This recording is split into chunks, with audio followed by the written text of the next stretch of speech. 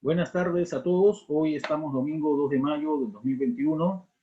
Saludos desde Lima, Perú. Soy Manuel Rojas Aquije, presidente de la Liga Iberoamericana de Astronomía, la Liada, y este es el ciclo de charlas astronómicas virtuales 2021.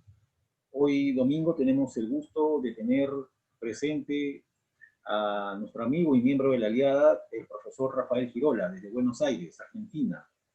Rafael es coordinador de la sección astrofísica de la Aliada y hoy nos va a dar la interesante charla Sistemas Estelares Binarios.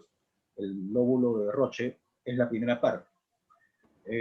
Agradecemos como siempre, como todas las semanas, a la página Rastros de Guerra por el auspicio, por proporcionarnos su plataforma Zoom, con la cual hacemos posible la transmisión y la grabación de este ciclo de charlas.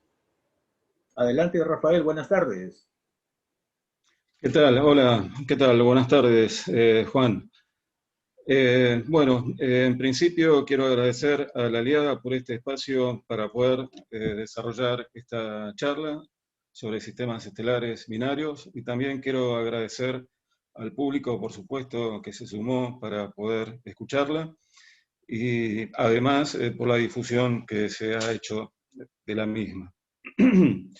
Bueno, en principio, en esta primera parte, vamos a hablar sobre, en principio, para describir los sistemas binarios, precisamos comprender por lo menos lo básico sobre las características de las estrellas en particular y cómo evolucionan en forma individual para poder contrastar de cómo evolucionan aquellas estrellas que están en una interacción bastante ligadas entre sí, es decir, aquellos sistemas cerrados en el cual entre las mismas se produce transferencia de masa de una a la otra.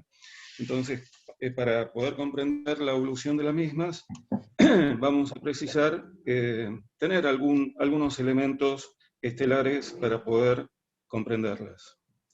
Pero en principio,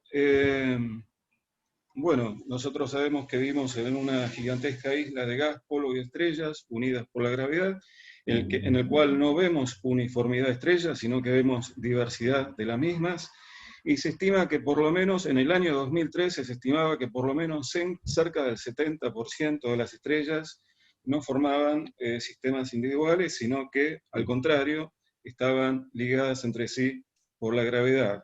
Y hoy en día se estima inclusive ese porcentaje mayor a lo que se estimaba en el año 2013. La particularidad de las estrellas dobles es que dan mucha información, en particular, por ejemplo, el tema de la masa y de los diámetros. Y son muy importantes porque además nos van a permitir comprender los estadios evolutivos y las estructuras de las estrellas. En particular, nosotros entonces vivimos en una galaxia que tiene por lo menos más de 200.000 millones de estrellas y encontramos, entre comillas, un zoológico estelar bastante importante en la misma. Así que también estudiar las estrellas dobles nos permite también estudiar como trazadores, en particular de la estructura y, digamos, también de la evolución química de las galaxias, porque vamos a ver más adelante cómo en algunos escenarios justamente, digamos, cómo interactúan con el medio. Entonces tenemos, por un lado, cómo internamente observamos a la galaxia y cómo tenemos hoy en día datos en el cual nos indican la forma estructural de una galaxia de disco, espiral barrada, en el cual nosotros no estamos en el centro, sino hacia una parte externa de la misma, a una distancia del orden de los 30.000 años luz.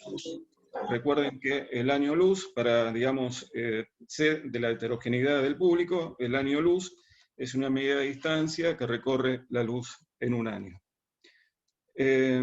Entonces, vamos a detenernos en algunas zonas del firmamento que nosotros podemos ver en ciertos momentos del año, como por ejemplo la constelación del Orión, o bien la zona de la Cruz del Sur y las dos estrellas que la señalan, Alfa y Beta al Centauro. Como verán, se caracteriza, digamos, una característica observacional, por supuesto con una toma de imagen y con un tiempo de exposición, el color de las mismas, que ya estos nos dan un dato sobre la temperatura que tienen las estrellas. Cuanto más azulada es una estrella, mayor es la temperatura de la capa externa de gas, y cuanto más fría es una estrella, más rojiza es. Y además están a distintas distancias y tienen distintas masas y evolucionan de distintas maneras de acuerdo a la masa que tengan las estrellas. En particular, acá vemos un conjunto de estrellas, como por ejemplo Betelgeuse, en la constelación del Orión, esta estrella rojiza, una estrella fría en sus capas externas gas, pero una estrella supergigante roja, en el cual digamos, nos está mostrando un estadio evolutivo de una estrella de gran masa, como por ejemplo también la estrella Rigel, en la constelación del Orión, en el cual también cada estrella está siguiendo un estadio evolutivo de acuerdo a la masa que tenga las estrellas. Lo mismo ocurre con las estrellas que conforman la Cruz del Sur, y Alfa y Beta del Centauro. Recordemos que vamos a ver más adelante que justamente comprender el estadio evolutivo de las estrellas individuales para comprender el estadio evolutivo de las estrellas dobles o binarias, en particular cerradas, que haya interacción y transferencia de masa de una estrella a la otra, es importante, digamos, determinar cuándo un sistema doble sigue los parámetros de la evolución de estrellas masivas en forma individual, o sea, la distancia que tienen que tener ambas estrellas como para que la interacción entre las mismas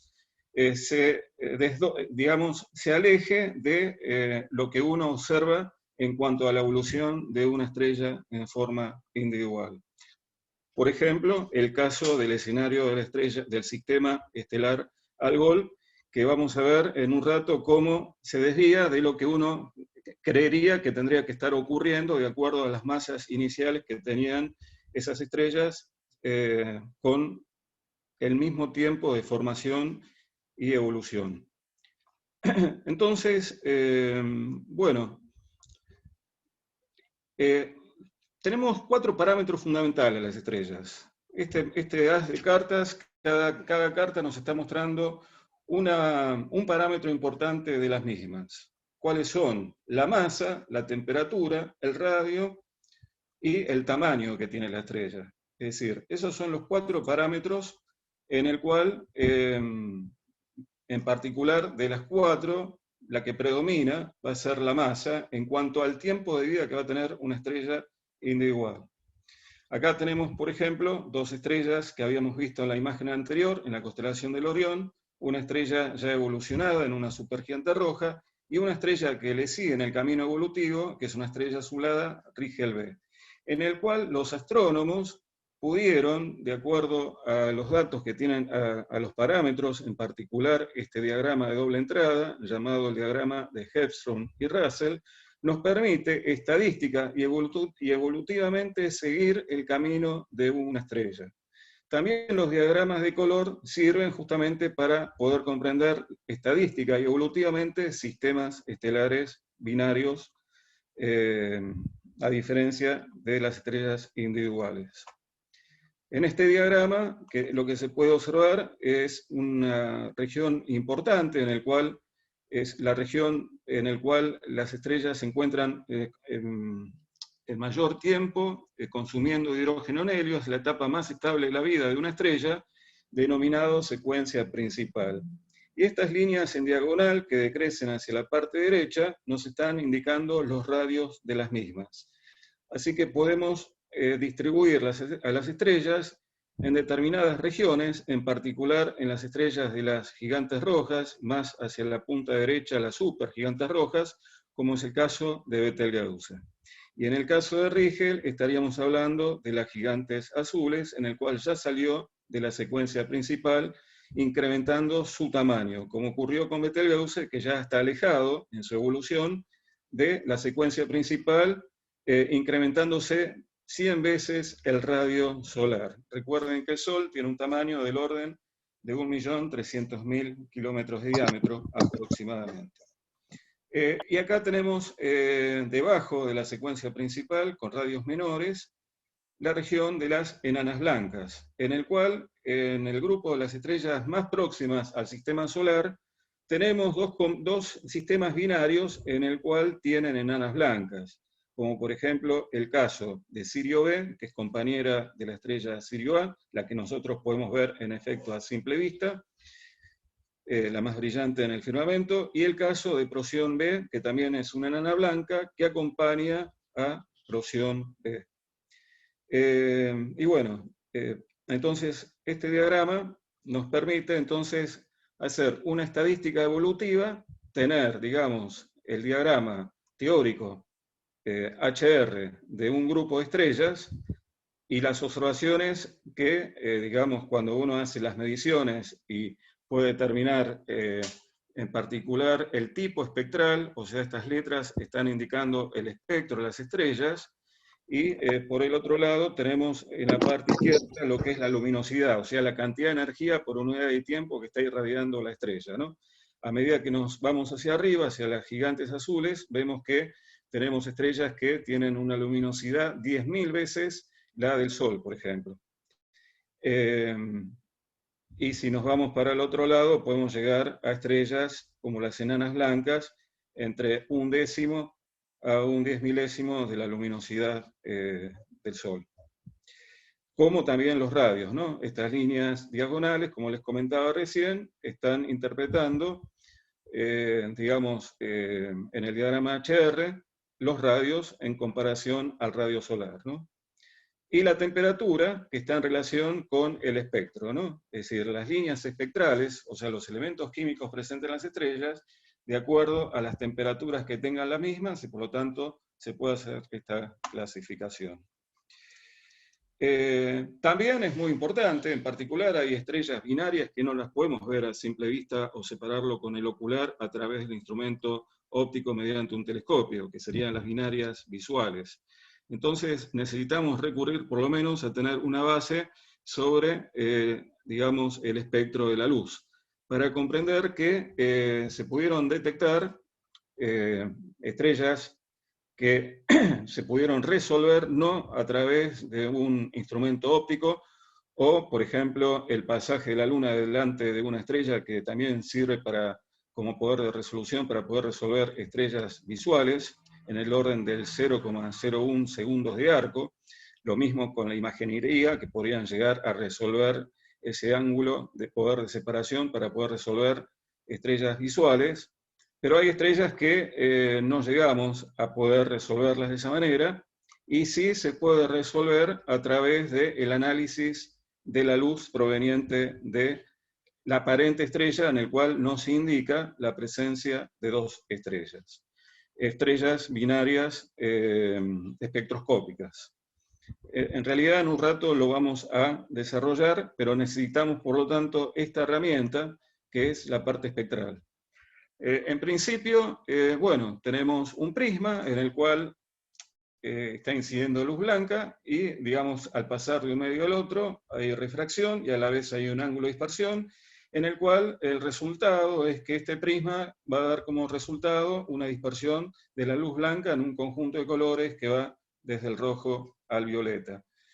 Sabemos que es una ventana muy pequeñita del espectro electromagnético total de las radiaciones electromagnéticas, que van desde los rayos gamma a frecuencias AM. O sea, el ojo es capaz de ver desde los 400 a los 700 nanómetros aproximadamente. Ese sería el rango en el cual el ojo es capaz de poder observar a simple vista. Claro que también es importante, ya que las estrellas tienen una atmósfera en la cual esa atmósfera interactúa con los fotones provenientes de la parte interna de la estrella, y por lo tanto esa interacción nos permite, a través del análisis espectral, qué elementos químicos presentes hay en las atmósferas de las estrellas. Entonces es interesante tener como información qué tipo de espectros se pueden producir. Si tenemos un objeto si tenemos un cuerpo a alta temperatura, digamos, a ver, acá está la flechita. Supongamos que tenemos un cuerpo que a una determinada temperatura T es capaz de emitir todas las radiaciones electromagnéticas, que está en equilibrio térmico y que pasa por un prisma esa luz proveniente de ese objeto, como por ejemplo una lámpara incandescente en el cual no le ponemos ninguna obstrucción en el camino de esa lámpara hasta el prisma, entonces lo que vamos a obtener es un espectro continuo. Pero si adelante de esa lámpara incandescente ponemos un gas, como por ejemplo un gas frío de hidrógeno a baja presión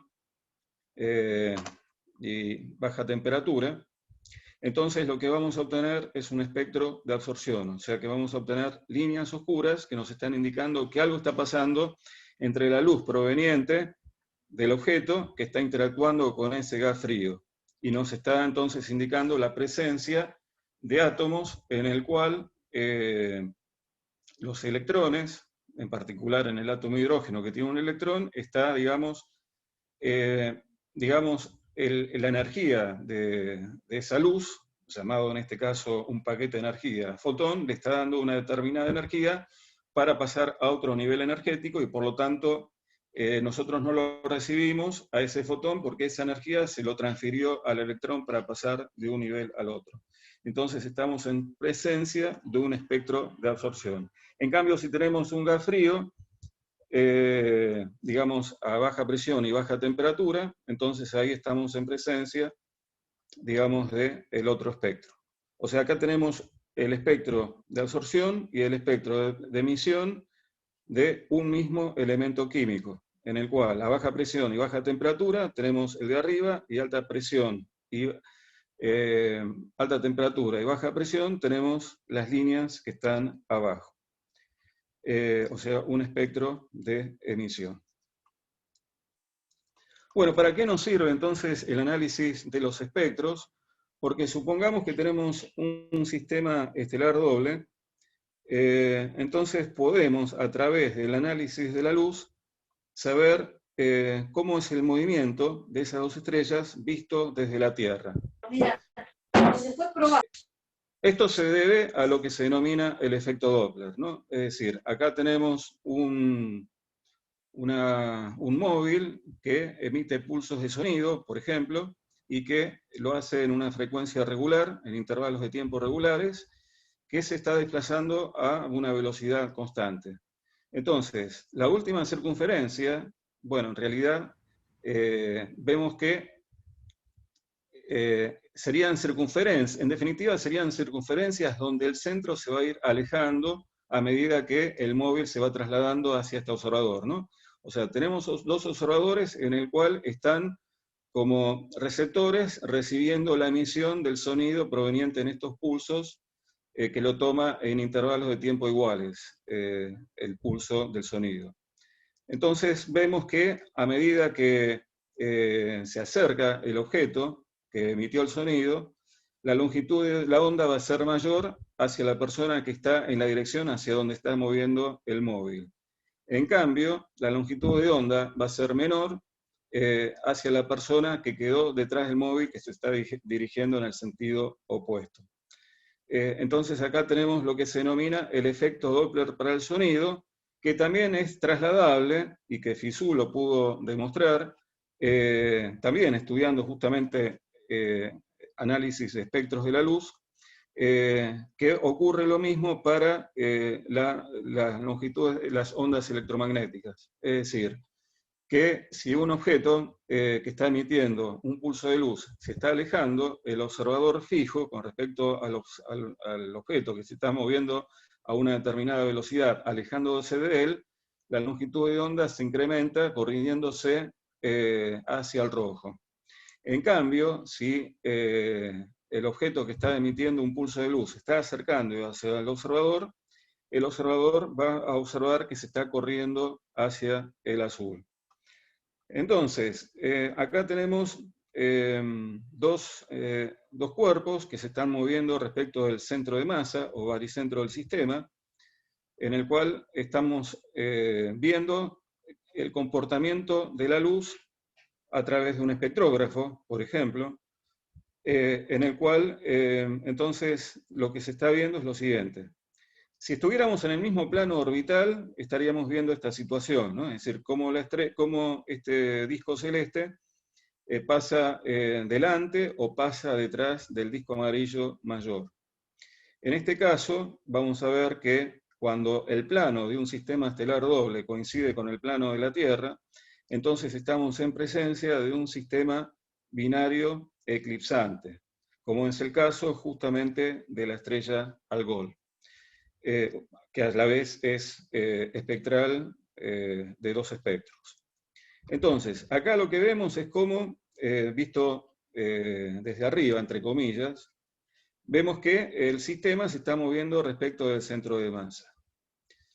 Y lo que se observa es, bueno, cómo estas líneas espectrales se van corriendo o bien hacia el rojo o bien hacia el azul. Si tomamos el amarillo, bueno, a medida que se acerca hacia el observador, entonces, por ejemplo, con respecto a la pelotita amarilla, cuando se aleja, se va hacia el rojo. Cuando la velocidad, digamos, cuando justamente la velocidad radial es 0, justamente ahí, como que entre comillas, se detiene y vuelve a oscilar hacia el azul cuando el disco amarillo se aleja respecto del observador. Y lo mismo ocurre con la bolita, con el disco celeste que representa la estrella de menor masa, ¿no? La estrella de mayor masa gira mucho más próximo respecto del centro de masa y la estrella de menor masa mucho más, digamos, a una distancia mayor, siguiendo las leyes de Kepler. Por lo tanto, a través de las leyes de Kepler, en particular la tercera ley de Kepler, se puede determinar las masas de este sistema estelar doble. Entonces, acá tenemos la lectura espectral de, a través del efecto Doppler, la interpretación, digamos, lo que se infiere respecto de lo que se está observando de este sistema binario eclipsante. Bueno, vamos a hablar un poco entonces ahora, teniendo la información de las estrellas que, digamos, evolucionan de acuerdo a la masa, y de acuerdo a la masa el tiempo y si algunas de las estrellas van a llegar al flash del helio o no van a llegar al flash del helio, porque eso es muy importante en cuanto a la evolución de las estrellas interactivas, como en el caso de Algol, si una estrella evolucionada llega al flash del helio como para poder comprender lo que se denomina la paradoja de la estrella Algol. Vamos entonces a referirnos en parte a la historia, observación y búsqueda de estrellas dobles. Acá, bueno, tenemos varias estrellas dobles, que son dobles visuales, o sea que a través del ocular, de acuerdo al poder de resolución que tenga el instrumento óptico, que, bueno, permite entonces resolverlo, y tiene que ser del orden de, como mínimo, del 0,1 segundos de arco para que el instrumento óptico sea capaz, por justamente el efecto de la difracción, poder observar los sistemas estelares dobles. Acá tenemos un conjunto de las mismas. Bueno, pero vamos a hablar en particular, en el año 130 aproximadamente, Ptolomeo, en una estrella de Sagitario, encuentra una cierta variabilidad. Al observar esta estrella en Sagitario, más que variabilidad, ve que, digamos, observa que tiene las características de un sistema binario, pero descarta la posibilidad de que tenga cierto contacto e interacción entre las mismas. Es muy interesante, bueno, también después Galileo Galilei, cuando apunta en el año 1610 con su instrumento óptico, la observación de la Vía Láctea, en el cual ya empieza a resolver esa nebulosidad en un grupo de estrellas, y esto le permite a Ricciolini, Giovanni Ricciolini, desdoblar a la estrella Mizar, una de las estrellas de la constelación de la Osa Mayor. Pero es interesante desde la historia la estrella Algol, ya que fue observado por un astrónomo inglés llamado John Goodricke, en el cual observó la variabilidad de esta estrella, Beta Perseo, la segunda estrella más brillante de la constelación del Perseo, e inclusive propuso una hipótesis, ya que John Michel digamos, fundamentaba si ciertos sistemas binarios podían estar ligados o no en forma gravitatoria. Es decir, ya el marco de la gravedad de Newton y John Michel le da el espacio como para poder indagar si ciertas estrellas dobles están ligadas en forma gravitatoria. Entonces, a partir de ese escenario, John Goodricke hipotetiza el hecho de que la variabilidad del brillo de la estrella está dado por un cuerpo oscuro, entre comillas, que está pasando delante de la estrella y por lo tanto disminuye su luminosidad. Es decir, la magnitud de la estrella, del sistema, se incrementa o, digamos, varía por la presencia de un cuerpo oscuro. Pero claro, el pensamiento aristotélico fue bastante fuerte como para esa hipótesis de John Goodricke y seguidores de la posibilidad de que sea un objeto que está interactuando y que obstruye a otra estrella, y así en forma sucesiva una respecto de la otra, o sea, la primaria y la secundaria que se eclipsen en un periodo de tiempo. Hay que esperar hasta el advenimiento, digamos, de la espectroscopía, y a partir del espectrógrafo, Hermann Karl Vogel y Julius Steiner, estudiando el análisis de la luz de estas estrellas a través del análisis espectral, pueden delimitar y comprobar que en efecto John Goodricke tiene razón de que la variabilidad de la estrella Algol está dado por ser un sistema doble, aunque hay una tercer componente, en el cual están prácticamente en el mismo plano que el plano orbital de la Tierra, y por lo tanto desde la Tierra se pueden ver la sucesión de los eclipses. Por supuesto, en la historia también es muy importante la presencia de William Herschel, en el cual a través de la observación y la estadística es el primero que comienza a hacer un mapa de la Vía Láctea. Acá tenemos una imagen a través del estudio de las estrellas. Claro que el sistema micrométrico era bastante pobre, el que tenía adosado al instrumento, al telescopio, como para hacer mediciones rigurosas. Pero es interesante en aquella época, digamos, ya desde la estadística y de la observación de sistemas estelares,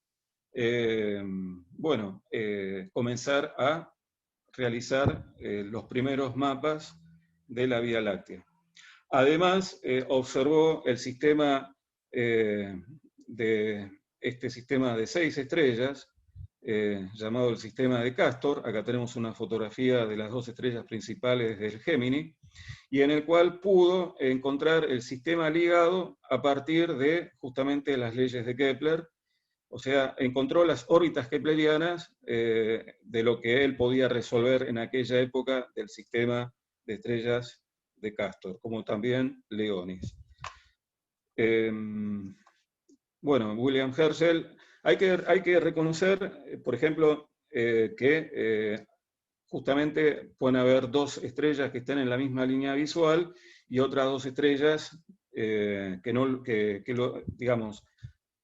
hayan 2 estrellas en la misma línea visual, y eso no, justamente puede conducir al error de pensar de que las estrellas están ligadas o no gravitatoriamente. O sea, la dificultad, medir las distancias, encontrar a ver si hay una relación kepleriana entre las, digamos, claro que las estrellas visuales, el tiempo que demanda para poder hacer un seguimiento en el tiempo de la órbita, de la órbita relativa, demanda mucho tiempo como para hacer un estudio dinámico y kepleriano, cosa que en la antigüedad era bastante complicado poder diferir si era una estrella visual aparente, doble aparente, o realmente estaban ligadas gravitatoriamente. Bueno, acá tenemos entonces las órbitas de dos estrellas, la órbita B, que sería la estrella de menor masa, con el radio vector, el radio posición, que posiciona a la estrella B en relación al centro de masa o el baricentro del sistema, y fíjense que coincide con el foco de ambas elipses de las órbitas de las estrellas, ¿no? Y esta estrella de mayor masa, que está girando en una órbita más pequeña respecto del centro de masa. Entonces acá podemos ver justamente cómo, digamos, siguen las leyes keplerianas, en particular la tercera ley de Kepler, la que me relaciona el período y el semieje mayor de la órbita de la estrella. Fíjense que además sigue la ley de las áreas, que a medida que se aproxima al centro de masa, aumenta la velocidad, y en el afelio de cada estrella, digamos, y en el afelio de cada estrella la velocidad es menor, ¿no? En el perihelio de las estrellas, cuando están en el punto más próximo al centro de masa, se incrementan la velocidad de las mismas. Claro que nosotros, ¿cómo construimos una órbita real de la estrella, ¿no? Porque nosotros, digamos, lo que se hace es justamente proyectar a la órbita respecto de un plano perpendicular a la línea visual en el cual nosotros vamos a construir una órbita relativa de una estrella visto desde la otra estrella, como por ejemplo el sistema alfa A y alfa B, en el cual vamos a ver cómo desde alfa A, que la vamos a poner en el centro de masa, sigue una órbita elíptica en 79 años, en el cual se pudieron hacer las mediciones, y cuál es la curva que mejor ajusta, pero de acuerdo a tener presente cómo es la inclinación de la órbita en relación a el plano en el cual tenemos nosotros la línea visual para poder construirla. Bueno, acá tenemos otras estrellas visuales que se pueden separar tanto por la Luna, o sea, la Luna, una ocultación lunar es un muy buen método para poder resolver sistemas estelares dobles visuales, como la imaginería, que también permite poder separar del orden de 0,01 segundos de arco. Pero, bueno, por supuesto, la dificultad estriba en que a mayor distancia, como por ejemplo los sistemas binarios en el cual hay estrellas B y A, se hace dificultoso poder resolver la separación. Las más cercanas justamente están formados por binarias de clase F, G, en el cual se pueden llegar a separar ambas estrellas. Bueno, acá tenemos justamente las coordenadas polares de cómo se puede determinar el ángulo de separación entre, digamos, y la separación y el ángulo de separación entre la estrella primaria y la estrella secundaria, tomando como referencia al norte, ¿no? Y de esa manera, mediante coordenadas polares, medir el radio vector y el ángulo que separa la estrella principal con respecto a la estrella secundaria. Acá tenemos algunos datos de algunas estrellas binarias visuales, por ejemplo 17 Dragonis. Las dos primeras columnas de esta matriz de información nos dan la localización de este sistema, en qué lugar se encuentran en el firmamento, y luego nos dan las magnitudes, el flujo que nosotros recibimos acá en la Tierra respecto a la estrella, del flujo emitido en relación al flujo observado que se va en la estrella, que es del orden de 5,4 y 6,4, y el ángulo de separación entre las mismas es del orden de 3,4 segundos de arco. Y después también este índice de color, o sea, se ponen filtros en los telescopios, de tal manera que uno puede medir entonces la magnitud en el azul y la magnitud en el visible, de tal manera de que esa diferencia nos puede decir que nos puede relacionar con la temperatura y el color que tiene la estrella, ¿no? Entonces, tenemos los dos índices de color en el cual nos están diciendo este par de estrellas qué colores tienen. Como por ejemplo en el caso de 17 Dragón, un azul claro y la otra componente un color blanco.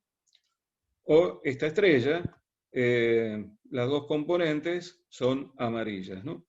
Es decir, este índice de color nos va a permitir entonces saber el color de la estrella y también poder relacionarlo con la temperatura.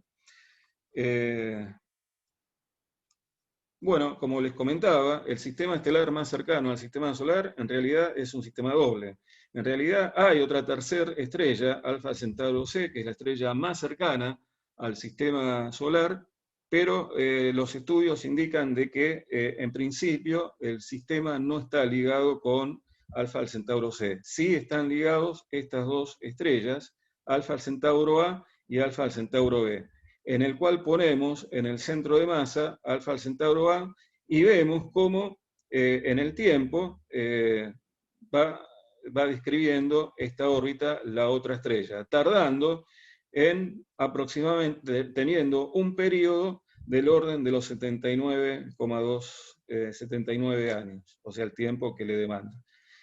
Por ejemplo, bueno, en el 2060 va a haber una separación bastante importante en el cual con un telescopio común se puede observar tranquilamente la separación angular de estas dos estrellas. O sea que dentro del ocular se pueden ver claramente esas dos estrellas. Se ve la diferencia inclusive de brillo que tiene una respecto de la otra. Son estrellas parecidas al Sol, pero bueno, entre sí difieren. Una es un poco más naranja en relación al Sol, otra es un espectro parecido al Sol, y se nota eso cuando uno lo ve a través del ocular.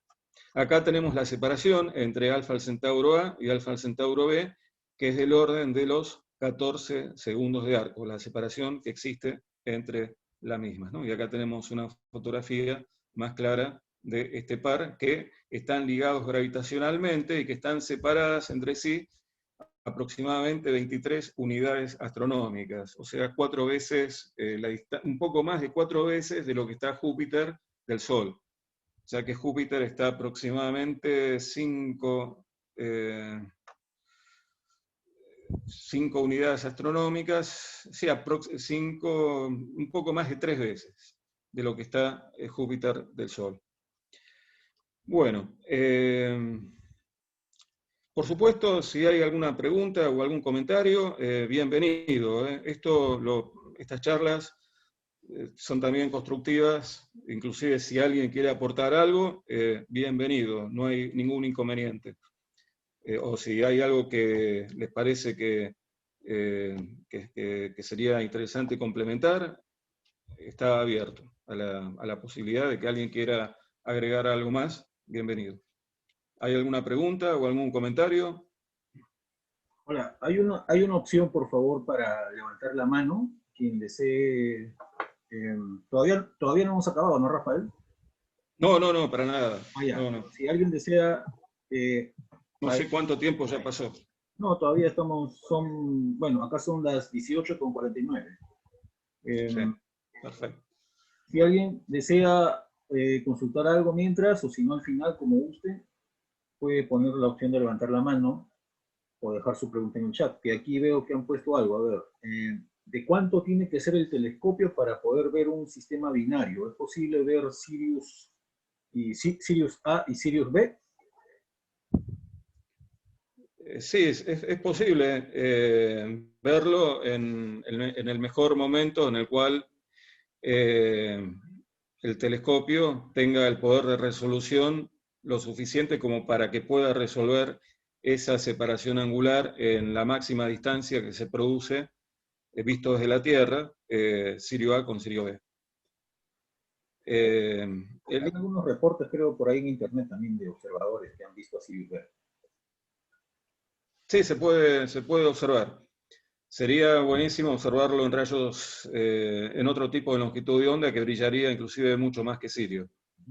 Dependiendo del espectro en el cual uno esté observando ese sistema binario, por ejemplo, en el caso de Betelgeuse, si estuviéramos mirando en el infrarrojo, sería la estrella más brillante prácticamente del firmamento.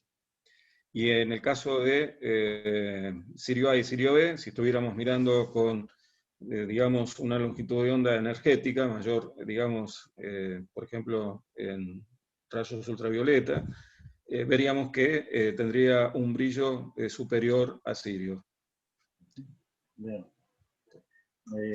Bueno, acá también han preguntado una pregunta, dicen, ¿habrá Es estrellas? 0, ¿Sí? sí, perdón.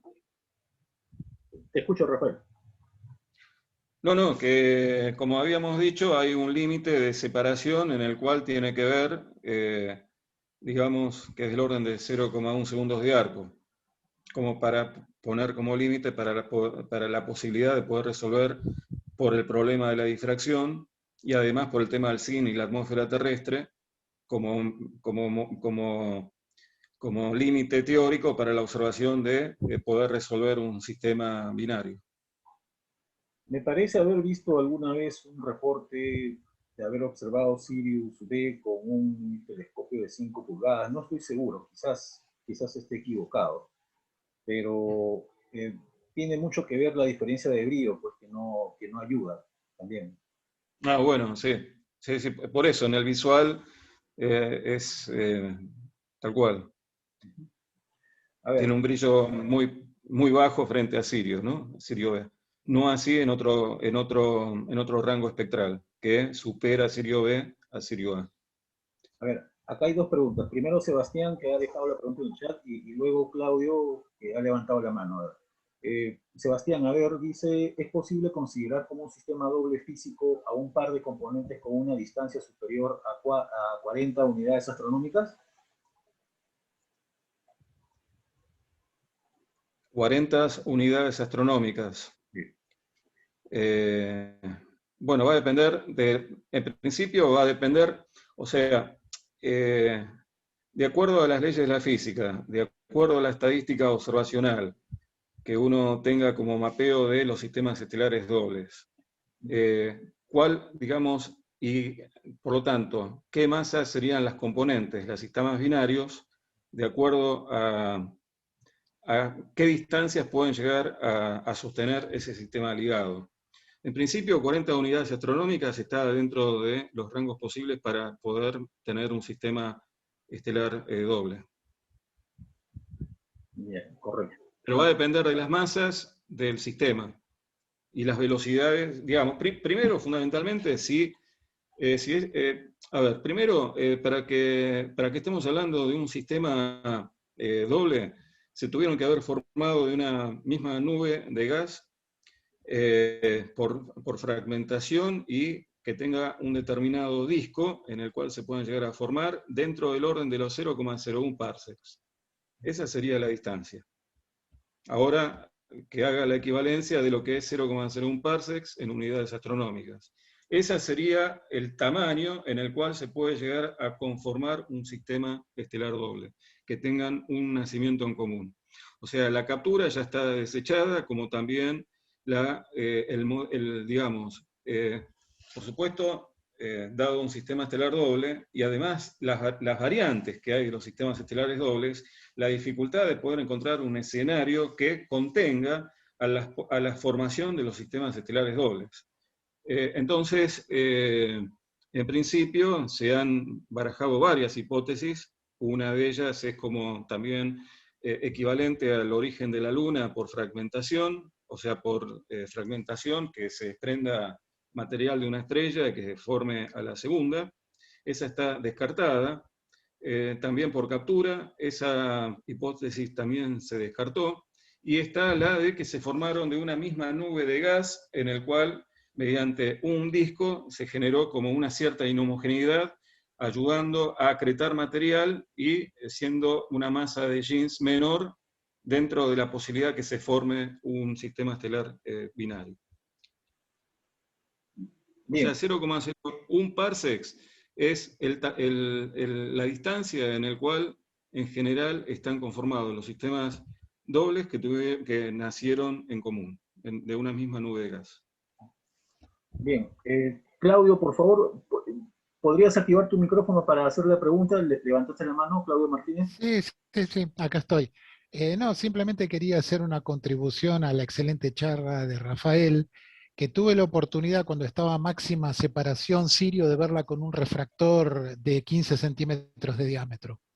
Así que, pero cuando está a máxima separación y con condiciones de estabilidad bastante buenas, se puede llegar a ver con mucha dificultad con un refractor más o menos grande. Gracias, Claudio, gracias. Gracias. Y otra pregunta Buenísimo. de Alejandro Ballester. Dice, la fuerza de atracción gravitatoria de masa, ¿hay alguna otra propiedad además de ser proporcional al tamaño de masa? A ver, repito, la fuerza de atracción gravitatoria de masa, entre paréntesis, ¿hay alguna otra propiedad además de ser proporcional al tamaño de la masa? A ver, no sé si él está, digamos, en principio estaríamos dentro del marco de la mecánica celeste, en el cual se apoya tanto en la mecánica de Newton como de Lagrange, y bueno, justamente Joseph Lagrange, en el cual Edward Rouget va a encontrar la solución para poder resolver el problema de la binariedad de estrellas en contacto o semi en contacto, o que están, o sea, eso estaría un poco más adelante lo que quiero comentar. Pero no sé si se refiere a eso, es decir, si estamos pensando desde la mecánica de Newton, la interacción gravitatoria es proporcional a las masas, inversamente proporcional al cuadrado de las distancias, y que con la ley de Kepler, la tercera ley de Kepler, se fundamenta justamente la relación que hay entre las interacciones y la tercera ley de Kepler. O sea, mediante las leyes de Newton podemos llegar a la tercera ley de Kepler, en el cual está en relación a las masas interactuantes que juegan en ese sistema binario. Por eso es muy importante, digamos, estudiar los sistemas binarios, porque nos va a permitir, por un lado, encontrar las masas de los sistemas utilizando la tercera ley de Kepler, en el cual está fundamentado por la mecánica de Newton. Rafael, Entonces, ahí está al habla, me parece, Alejandro. ¿Tienes el micrófono abierto, Alejandro? Sí, sí, era bueno, básicamente para agradecerle primero, y no sé si se había entendido la pregunta, era, digamos, saber si hay alguna otra propiedad a la que respondan las fuerzas gravitatorias que se conozca, además de que son directamente proporcionales al tamaño de masa. Si hay alguna otra propiedad a la que respondan, digamos, que se sepa, que se conozca, porque yo no las conozco, por eso consulto, ¿no? No sé si hay, por eso pregunto. bueno, No quiero un poco con el centro del centro de la charla, Rafael, así que por ahí por ahí más adelante se aclara un poco más. está bien. Sí, Alejandro, está buena tu pregunta, porque, digamos, cuando entremos al escenario de estrellas ultra cerradas, por así decirlo, y ya evolucionadas, como por ejemplo, digamos, el campo gravitatorio de una estrella de neutrones que está interactuando, o inclusive un agujero negro que está interactuando con la estrella donante al agujero negro o a una estrella de neutrones. Pero está bien, lo dejamos para más adelante. Gracias, Rafael. De nada. Continuamos, Rafael. Por el momento no hay Bueno, más preguntas. perfecto. Bueno, también están, como habíamos dicho hace un rato, las binarias Vogel, justamente analizando la estrella Algol, entonces encuentra de que mediante las líneas espectrales del juego de lo que analiza, infiere de que, en efecto, lo que John Gurrick construía la hipótesis para poder explicar la variabilidad de la luz proveniente de Algol, por un cuerpo oscuro, con el espectrógrafo pudieron encontrar de que se trata de una binaria, que están las dos estrellas prácticamente en el mismo plano que el observador, y que entonces, bueno, en este caso estamos hablando de binarias espectroscópicas, ¿no? En el cual, en las binarias espectroscópicas, lo que está ocurriendo es, entonces, cómo a través de las líneas espectrales podemos, digamos, poder separar en principio las componentes que forman al sistema y además poder estudiar la dinámica del sistema y por ende construir las órbitas a partir del análisis de la luz a través de un espectrógrafo, como ocurre en este caso, y determinar las masas. O sea, nuevamente después se puede, a partir de los datos observados, mediante las leyes de Kepler, poder encontrar la relación de las masas del período y del semieje mayor de cada estrella. Que eso después nos va a permitir encontrar una relación, o sea, el estudio de los sistemas estelares dobles nos va a permitir comprender la relación que hay entre la masa y la luminosidad de las estrellas, lo que se denomina la relación masa-luminosidad de las estrellas.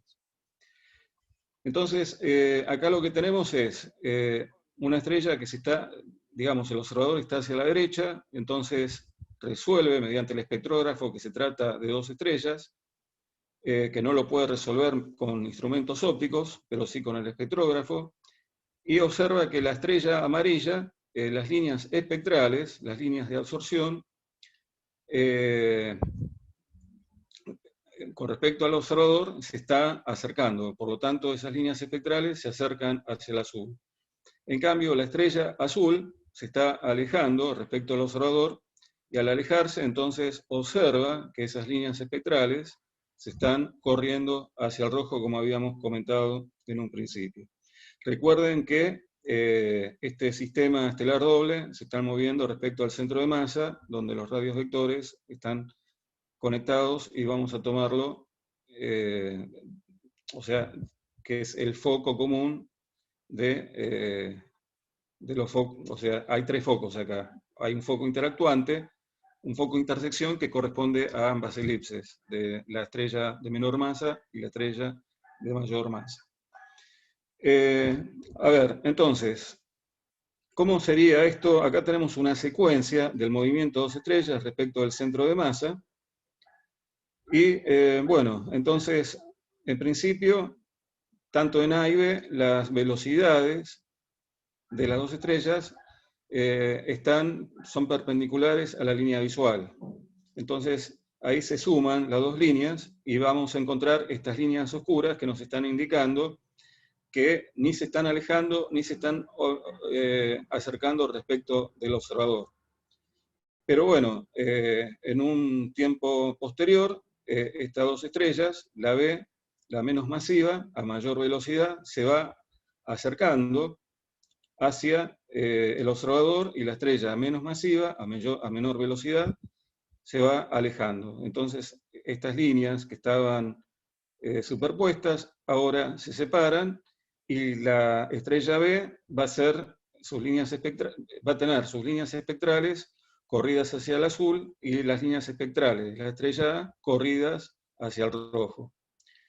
Nuevamente, las dos estrellas, respecto a la línea visual, las velocidades van a estar en direcciones perpendiculares, y nuevamente vamos a tener la configuración en la cual se superponen las líneas, y por lo tanto el observador no ve que ni se acerca ni se aleja.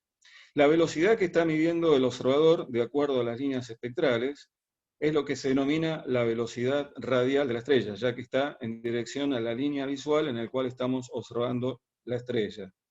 Por eso es muy importante el análisis espectral, porque nos va a permitir medir esa velocidad, la velocidad radial, y de acuerdo al estudio de las orientaciones de las estrellas, de acuerdo a si se aleja o se aleja, vamos a encontrar lo que se denomina la curva de la velocidad radial de las estrellas con respecto al tiempo.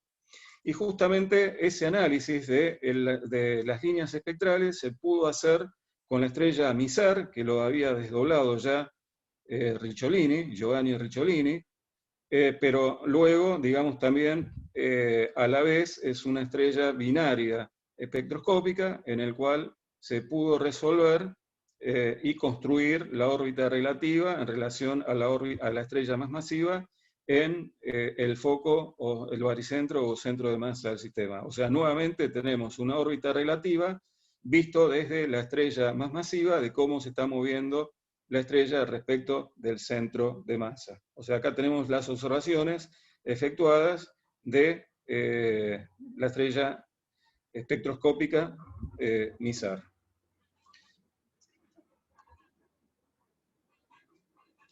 Bueno, y las binarias eclipsantes serían aquellas binarias en el cual justamente sus órbitas, digamos, el sistema está orbitando en un plano que coincide con el plano de la Tierra, o sea que podemos ver el paso de una estrella delante de la otra porque están en el mismo plano que el observador, de tal manera de que en el tiempo nos va a poder, en el tiempo vamos a ver una curva de luz de esta forma, en el caso de la estrella Algol que habíamos comentado al principio de la charla, ¿no? O sea, esta curva lo que nos está indicando es justamente 3 momentos de este sistema binario Algol, en el cual vemos que hay un decrecimiento importante del brillo, por lo tanto se incrementa la magnitud aparente, y luego, digamos, vuelve a retomar el brillo que tenía antes de este oscurecimiento, y vuelve a tener un oscurecimiento menor que el anterior, y vuelve a repetirse en forma periódica. Entonces, algo está ocurriendo. Bueno, en principio, ese algo que está ocurriendo es que como las dos estrellas están en el mismo plano, y estamos hablando de estrellas que tienen espectros diferentes y por ende temperaturas distintas, entonces vemos que la estrella, digamos, el incremento máximo de magnitud va a ser justamente cuando la estrella más fría y la más grande se obstruya a la estrella más caliente y más pequeña, que sería Algol A. O sea, esta curva de luz nos está indicando la presencia de que hay 2 estrellas y que en forma periódica va variando la magnitud de esta manera, indicando de que en principio son estrellas que están girando en torno de un centro de masa común y que en un rato vamos a ver bien esta explicación en cuanto a la evolución propia de este sistema, o también llamado cómo resolver la paradoja del sistema Algol.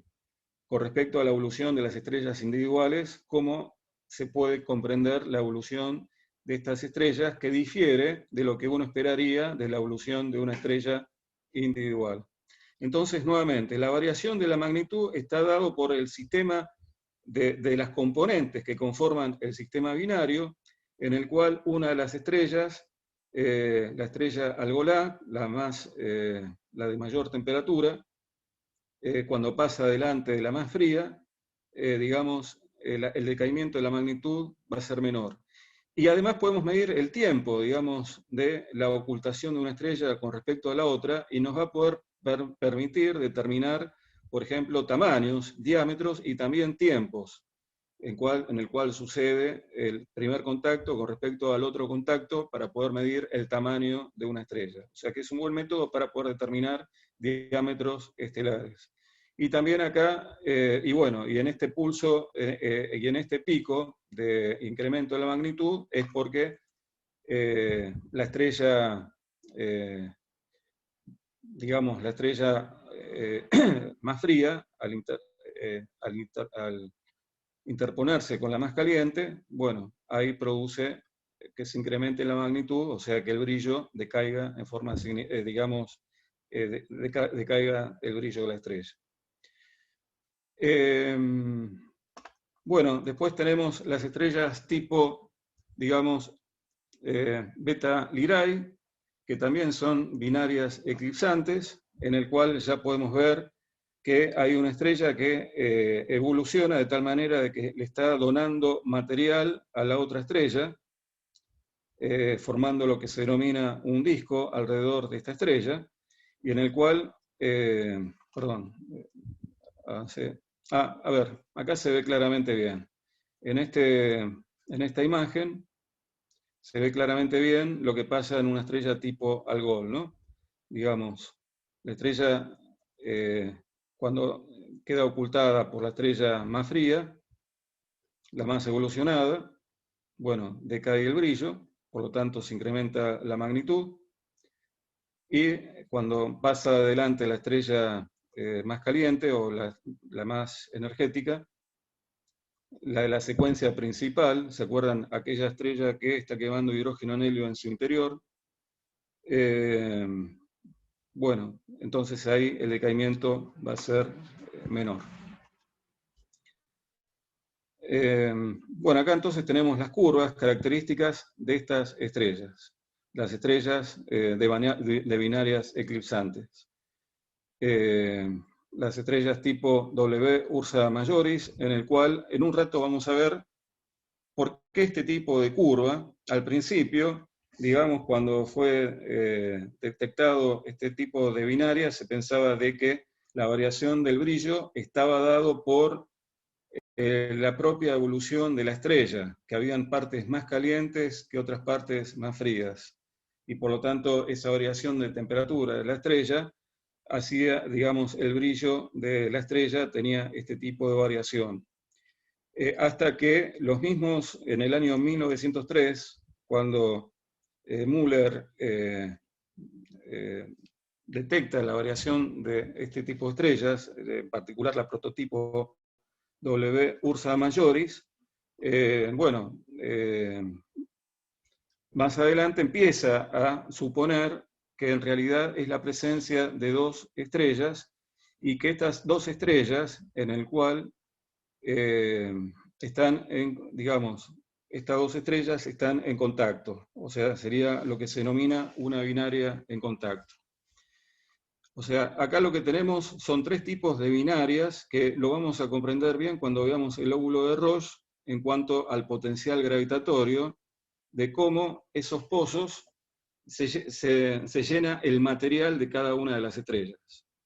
En un ratito lo vamos a ver. O sea, que estas curvas de luz nos están indicando el tipo de contacto que tienen estas binarias cerradas. O sea, las binarias las estrellas tipo Beta Lyrae son binarias semi de contactos y las estrellas tipo W Ursa Majoris son binarias de contacto. O sea que pudieron, o sea, en principio, si están en contacto, entonces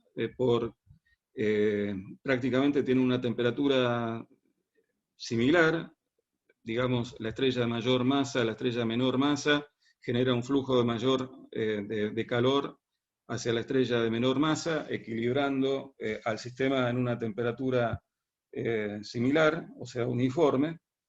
Y son estrellas las que conforman las W Ursa Majoris, que van desde las estrellas A hasta las K, pero particularmente con una predominancia de estrellas F y G también. Pero en un rato vamos a ver el mecanismo que hace que se observen estas curvas de luz de estas tres binarias eclipsantes. ¿Alguna pregunta hasta acá?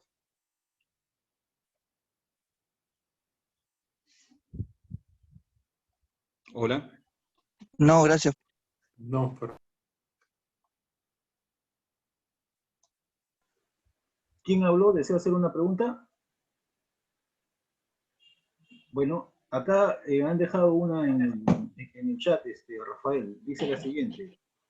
¿Este método para medir velocidad radial de una estrella permite también detectar exoplanetas? Sí, también permite la detección de un planeta que pasa delante del disco de la estrella. Correcto.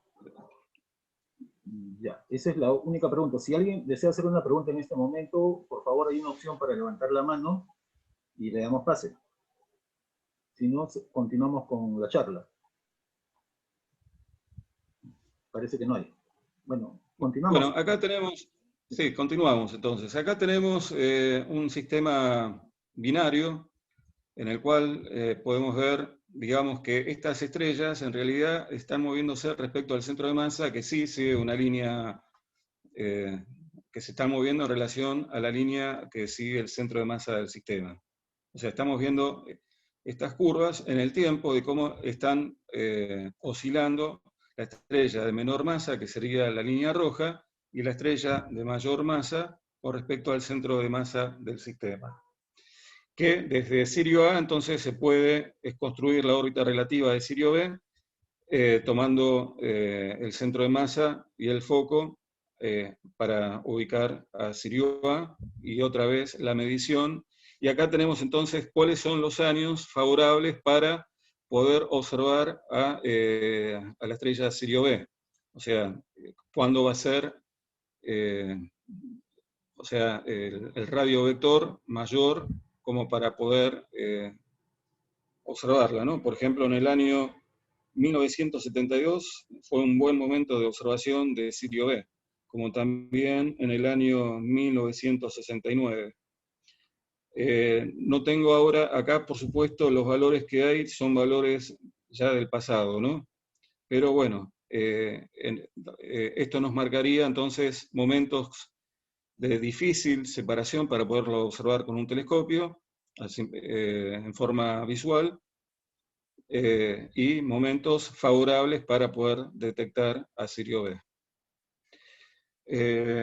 Pero como les comentaba, Sirio B es una enana blanca que irradia en forma importante en el ultravioleta y también en rayos X, en el cual, por ejemplo, tenemos la comparación de cómo se vería el sistema en el visual en relación a cómo se vería, por ejemplo, en rayos X, ¿no? O sea, acá tenemos Sirio A y Sirio B en el visual, y fíjense cómo cambia la situación cuando estamos tomando a Sirio B, cuando estamos mirando el par en rayos X. O sea, Sirio B predomina frente a Sirio A si la viésemos en rayos X, y lo contrario, como lo observamos habitualmente en el visible.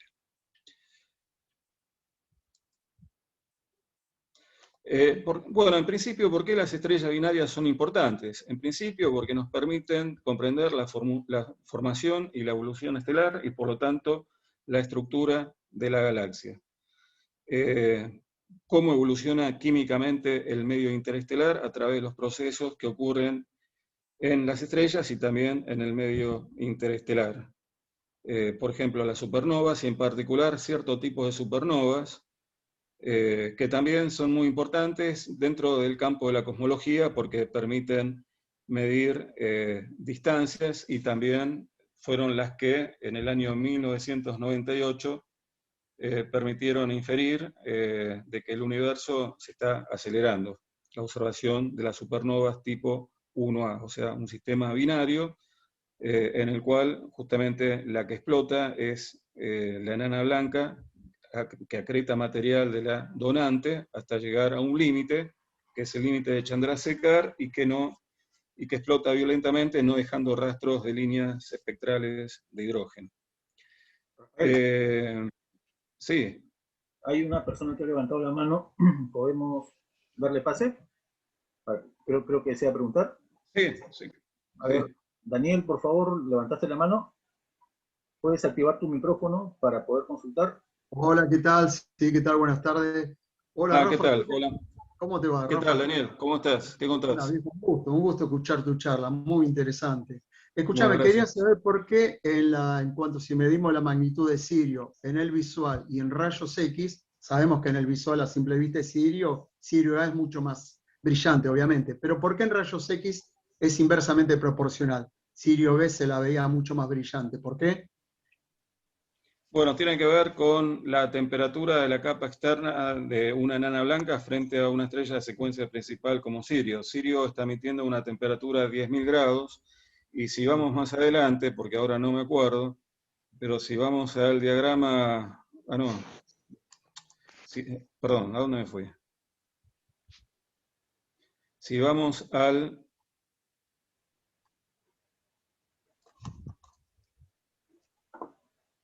diagrama HR, bueno, vos fíjate cómo, acá tenemos Sirio B, ¿no? Sí, Y acá tenemos, por acá anda Sirio A. ahí está, sí, sí. Sí, ahí la veo. ¿Por dónde anda Sirio? Bueno, vos fíjate la diferencia de temperatura, y por radiación de cuerpo negro, en principio, porque las enanas blancas, ¿qué pasa con las enanas blancas? Ya, digamos, la energía nuclear es cero, son cadáveres estelares. Digamos, la energía nuclear es cero. Pero entonces, ¿cómo radian? Irradian por radiación térmica, pero radian a una temperatura en la cual se encuentre ese cuerpo. Y como la temperatura es tremendamente elevada, entonces radian en esa región del espectro. Y por lo tanto son bien observables en rayos ultravioleta o rayos X. En cambio, Sirio, claro. en cambio, Sirio, con su temperatura, en el visual es mejor, digamos, es bien visible. El pico máximo, según Claro. la distribución de la Ley energía, de según Weiner, el color, ley por la de ley Wien, de Planck, Bien. ¿no? O más bien la ley de Wien, que te va a dar el desplazamiento según el color y encontrás el pico máximo.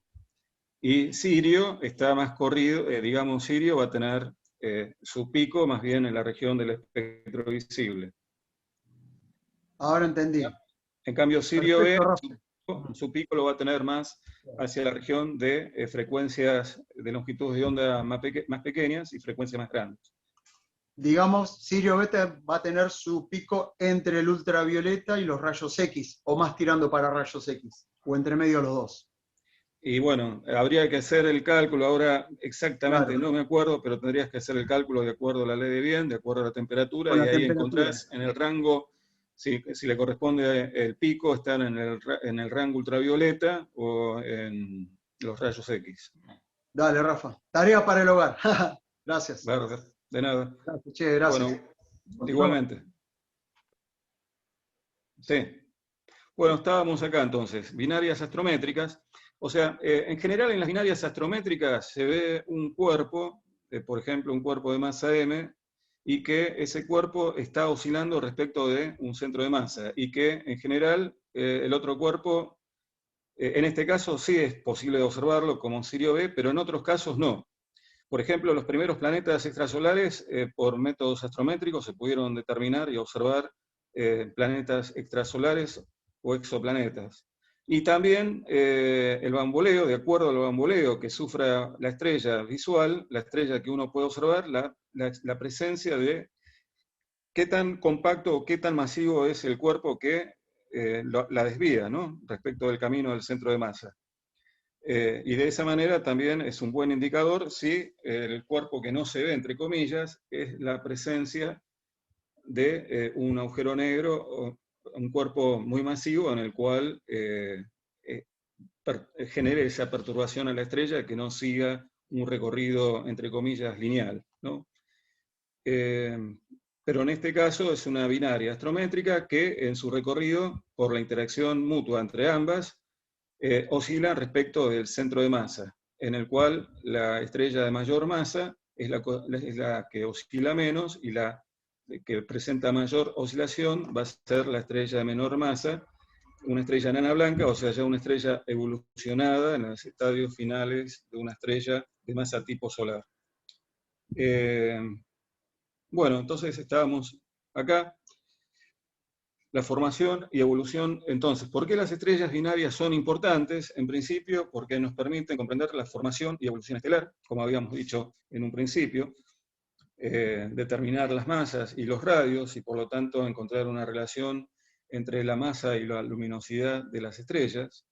Y también nos permite, ya que el sistema, como habíamos visto en las imágenes al principio, vimos que la Vía Láctea no tiene una uniformidad de estrellas, sino de que hay un zoológico estelar bastante importante, y por lo menos el 80% son sistemas binarios. Por lo tanto, nos permite un entendimiento de la estructura de la galaxia, y también, por ende, también la evolución química de la misma.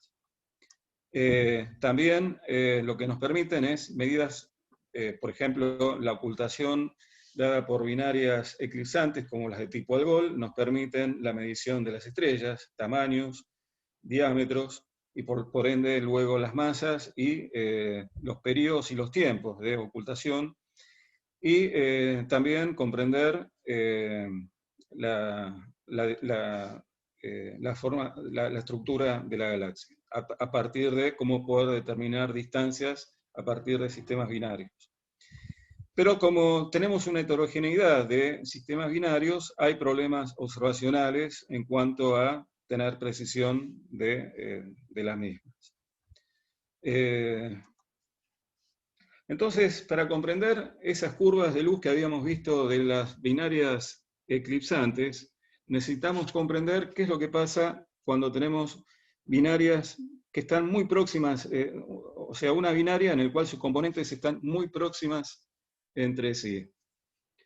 Entonces, acá tenemos a la derecha una imagen que podemos imaginarnos una sábana bien estirada, de tal manera de que en esa sábana ponemos ciertos objetos pesados y, por lo tanto, en esas regiones se va a hundir.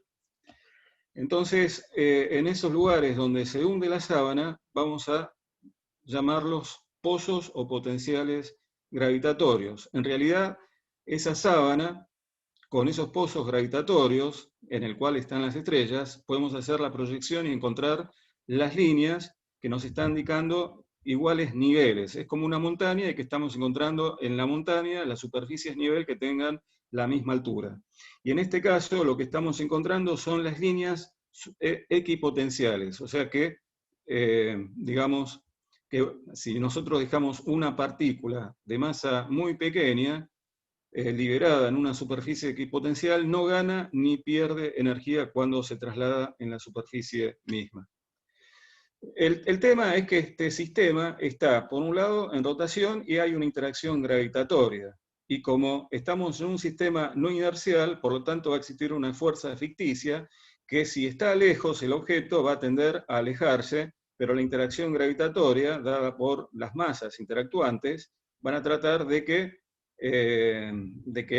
tienda a caer hacia los pozos, hacia esta interacción, que esta interacción de estos dos pozos, las curvas de nivel están dibujados en estas líneas oscuras con la forma del símbolo infinito, y esta línea oscura se denomina, y ahora esta proyección lo llevamos acá y lo vemos de frente, las líneas de equipotenciales, llamados las líneas del lóbulo de Roche. En realidad son superficies que contienen un volumen en el cual dentro de ese volumen vamos a ver qué es lo que ocurre en la evolución de las estrellas que están inmersos dentro de cada una de ellas su lóbulo de Roche. Edward Roche es el que estudia y el que genera el modelo de estas superficies equipotenciales y de los lóbulos de Roche a partir de los trabajos de la mecánica celeste de Joseph Lagrange, donde tenemos lo que se denominan en esa superficie los 5 puntos de Lagrange, y en particular nos va a interesar uno de ellos, que es el punto de Lagrange L1, en el cual une los dos lóbulos que pueden llegar a tener las estrellas en un sistema binario. En realidad, toda estrella, si tenemos un sistema que no está ligado en forma binaria, también una estrella que tenga una forma que se asemeje a una esfera, también van a tener su lóbulo de Roche. Pero acá en un sistema binario van a entrar, el lóbulo de Roche va a jugar un papel trascendental en el tipo de estrellas en el cual nos va a permitir comprender la evolución y los gráficos de las curvas de luz que hemos visto hace un rato de las 3 binarias eclipsantes, la de Algol, la de Beta Lyrae y la de la Osa Mayor, por ejemplo, que va a tener que ver con el llenado de la estrella de su propio potencial gravitatorio, o sea, el material de la estrella, por lo tanto, por ende, la evolución de la misma. Recuerden entonces que es un sistema, por un lado, rotatorio, o sea, un sistema referencial no inercial, por lo tanto, la existencia de una fuerza ficticia, que es la fuerza centrífuga, que va a tender a que el cuerpo, si está muy lejos, va a tender a alejarse.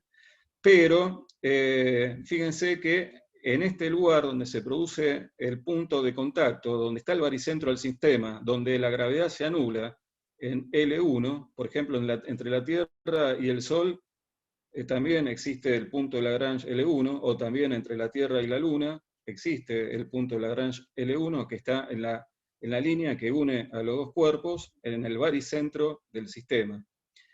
Y vemos que de las murallas que forman los potenciales gravitatorios, es la región de menor altura, donde cuando se llena el material, imagínense dos vasos, en el cual el material del vaso implica el material, estaríamos representando el material de la estrella.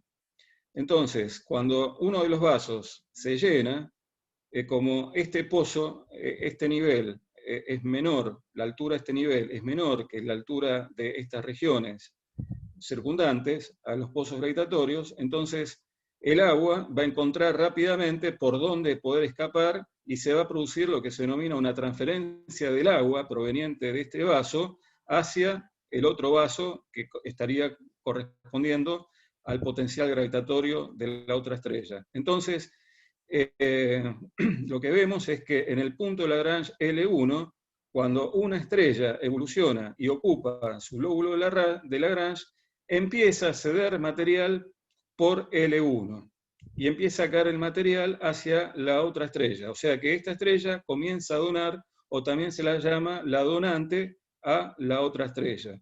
¿Qué es lo que ocurre en las estrellas,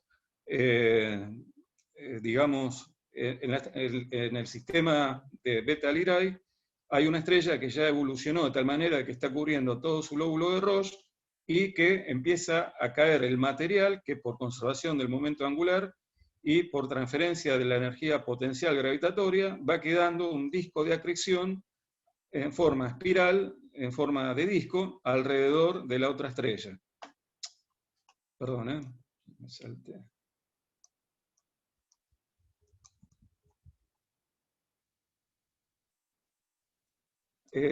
Bueno, entonces acá tenemos el gráfico de la superficie a nivel del potencial de gravitación de un sistema estelar binario, en el cual podemos decir entonces, en principio, cómo definir un sistema binario cerrado. Y bueno, en principio se podría decir aquellos sistemas en el cual se puede producir una transferencia de materia de una estrella a la otra a través del punto L1 de Lagrange, en el cual la materia de una estrella llega a cubrir todo su lóbulo y en ese punto comienza a caer el material que por conservación del momento angular, pero a la vez el juego de la fuerza centrífuga por el sistema no inercial va a tratar de detener la caída de material. En algún momento dado va a tener que, digamos, hay como una especie de conservación de la cantidad de materia que se va acretando alrededor de la estrella, de la componente de la estrella que está recibiendo el material de la donante.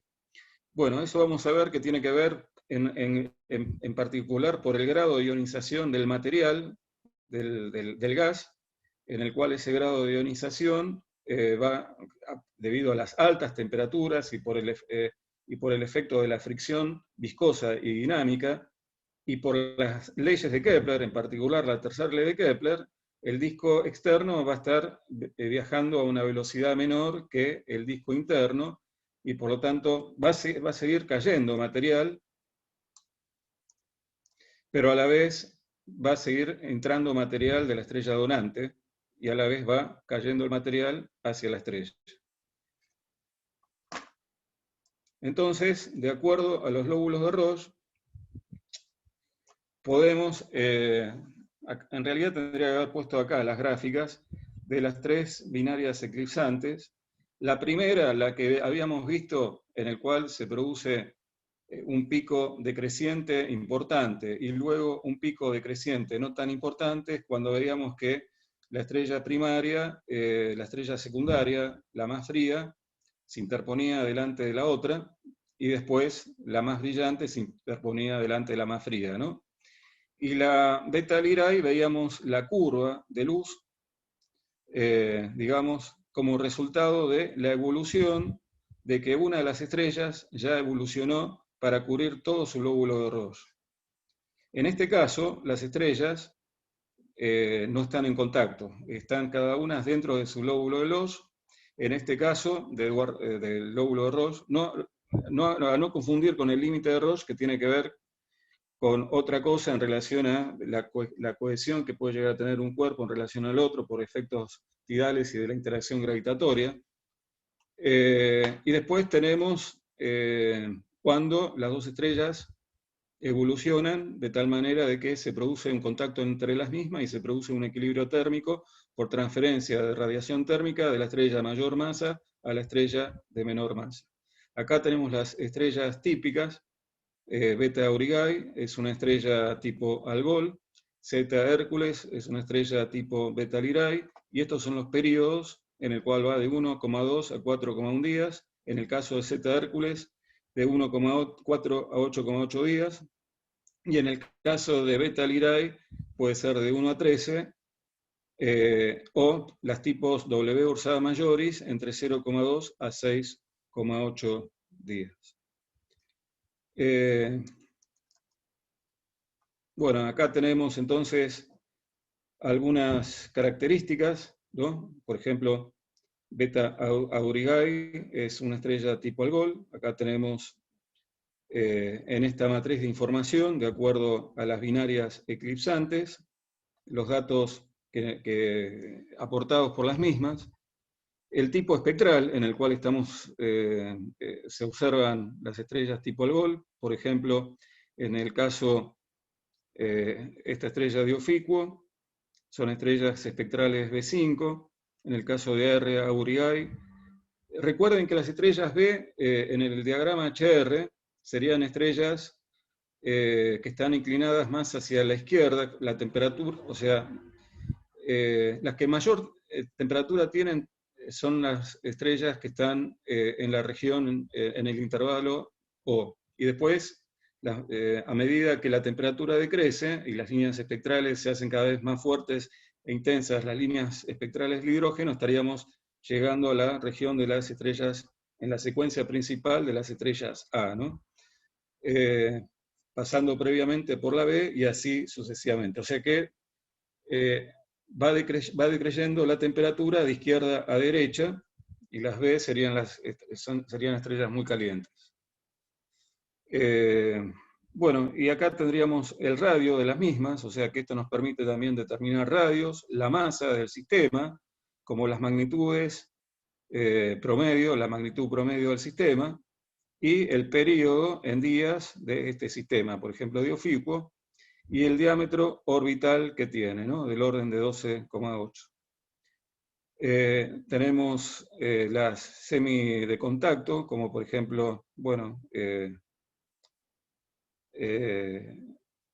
realidad Beta de Perseo, Algol, hay una estrella que ya está evolucionada, que al principio es una estrella de la secuencia principal, pero que ya evolucionó de tal manera de que llegó a cubrir su lóbulo de Roche.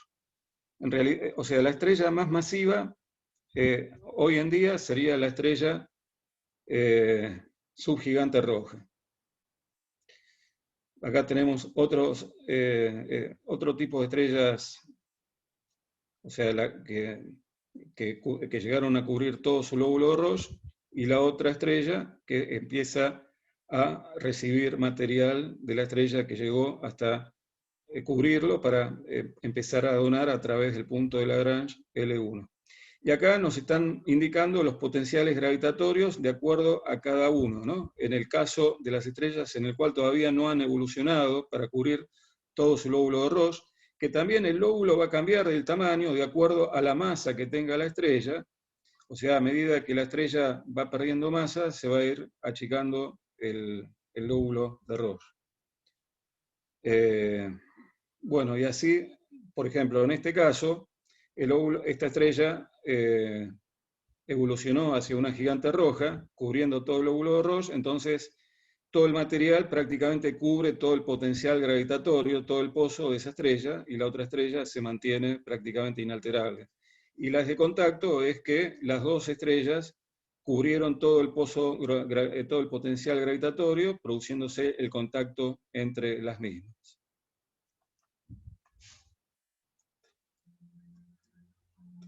Bueno, entonces es importante el tema de que en los sistemas binarios cerrados, una estrella, la donante, empieza a donar material hacia otra estrella evolucionada. O sea, acá tenemos, por ejemplo, una enana blanca en el cual está acretando material de la estrella donante.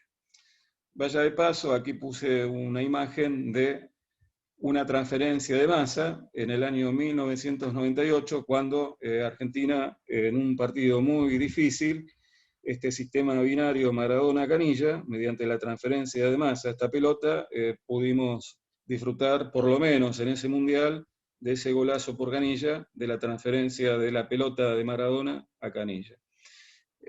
Son dos cosas disyuntivas, pero bueno, interpretativas en cuanto a la transferencia, ¿no? ¿Alguna pregunta, alguna consulta?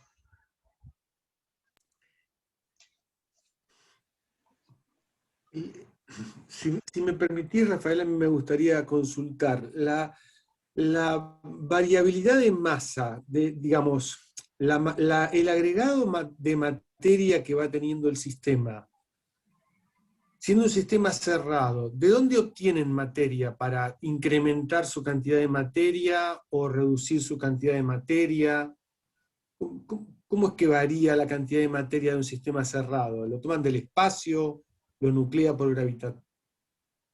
Bueno, vamos a hablar sobre justamente la evolución de Algol.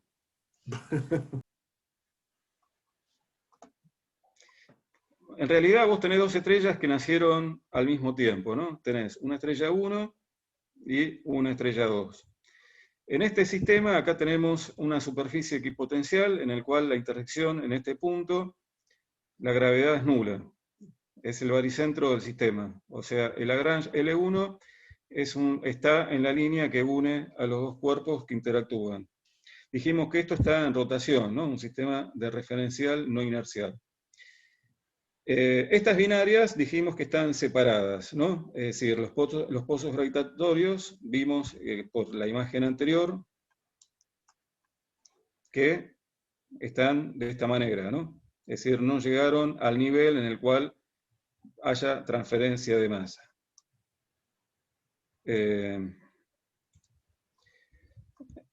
Nacen al mismo tiempo, pero una estrella nace con una determinada masa y la otra estrella nace con otra determinada masa.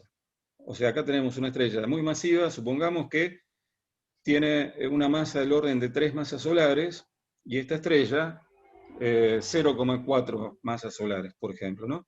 O que tiene una estrella, o que tiene una masa solar como la del Sol, y que ambas están en la secuencia principal.